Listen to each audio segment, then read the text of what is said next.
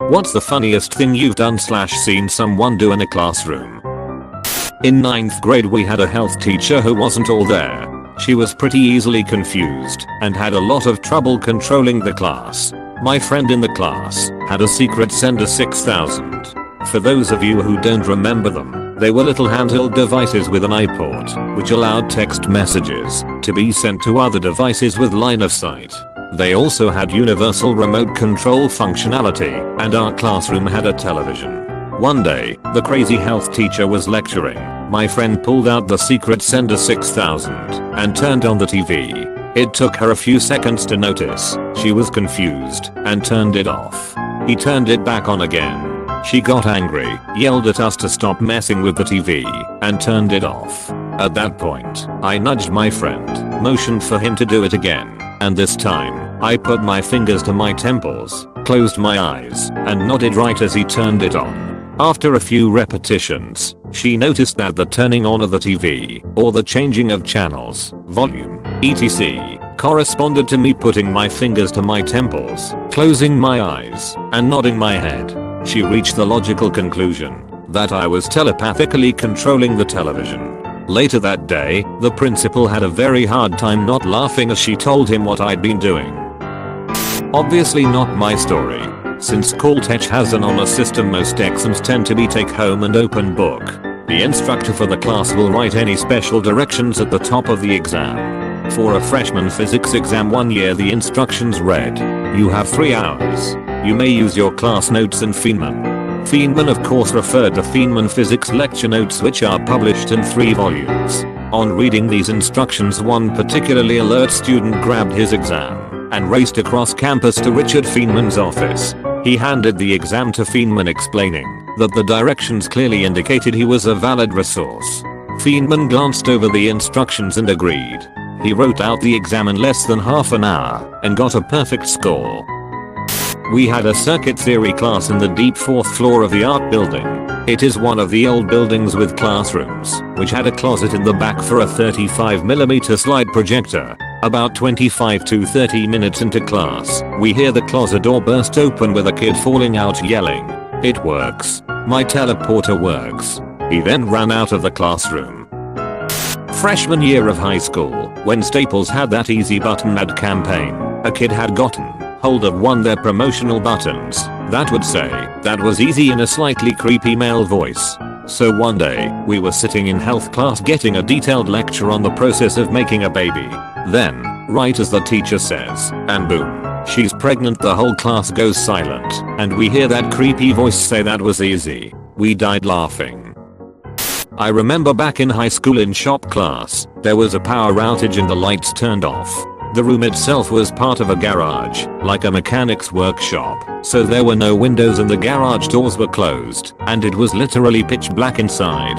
Anyways, right after this happened, this kid Anthony says, "Where'd Martin go?" Martin was the only black kid in the class, and it was pretty damn funny. I just want to add that Martin and Anthony were both friends, and Martin also found his funny.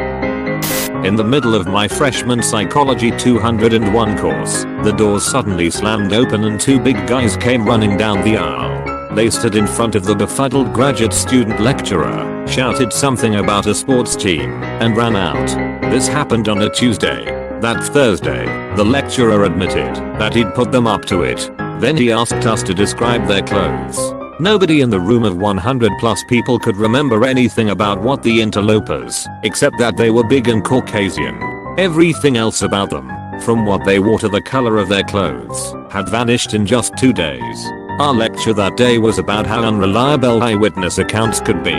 Lesson learned very well. My high school English teacher was one of those total hardasses that you hate at the time but appreciate later. And one day this guy kept talking and interrupting her during class. "Conrad," she said calmly, "if you don't stop talking, I'm going to rip out your throat with a pack of wolves." A sweet smile, and she turned back to the rest of us to continue teaching. And he shut up. I went to an all-male Jesuit high school.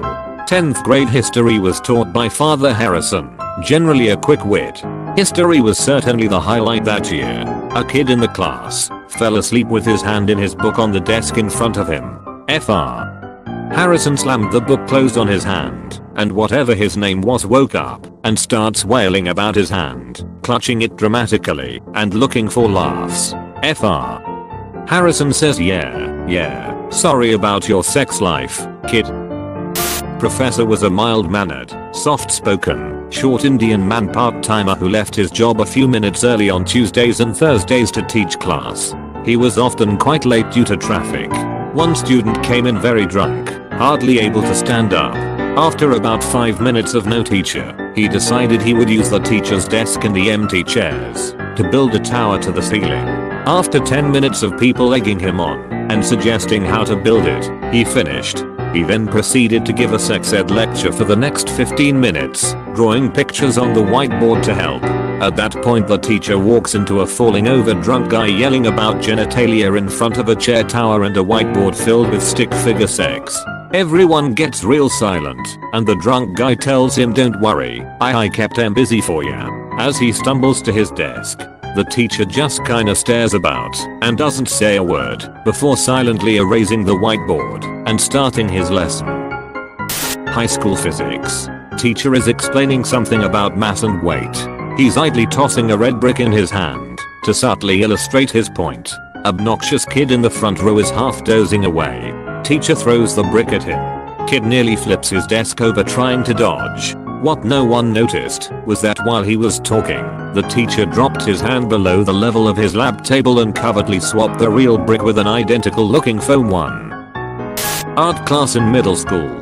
Irony, someone hot glues the hot glue gun to the table. Teacher, now you have ruined it for everyone. I went to Catholic high school, and on Halloween we were allowed to dress up. The deacon came in cross-dressed as a nun. In our mandatory 9th grade life management class we had CPR dummies called the Actor 2000. We had assigned seating and this was how roll was taken. This one guy took one of the dummies before class started, put his hat and flannel shirt on it, and put it in his chair. Old teacher takes roll and teaches about 30 minutes of class before noticing. The whole time the kid is behind her in the closest storage area making faces and hamming it up. Priceless. In HS, a classmate stripped off his clothing to reveal a Spider-Man suit. He then put on a mask and climbed out the second-story window and proceeded to walk along the ledge to another classroom and entered that classroom through the window.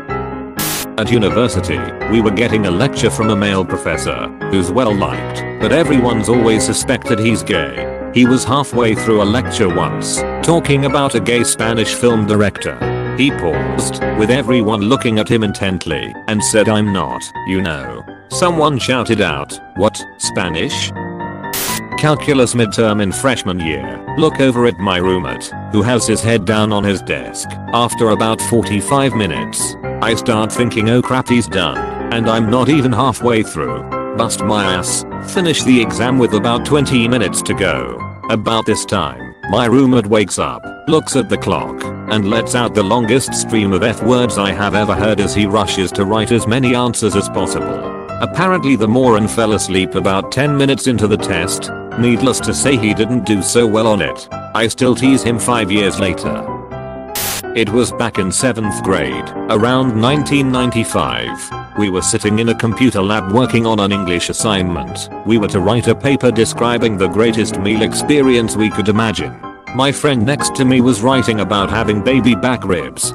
He was talking to someone on his left, so I leaned over to his keyboard and wrote down the baby calf screamed in agony as it was being slaughtered next to the table. I figured he'd proofread before submitting, but my friend handed in his paper without removing this line. He got a B+ and the teacher just made a comment about how descriptive it was. This kid in my freshman English class thought he could surreptitiously eat BBQ ribs in class by periodically ducking under his desk and chomping away.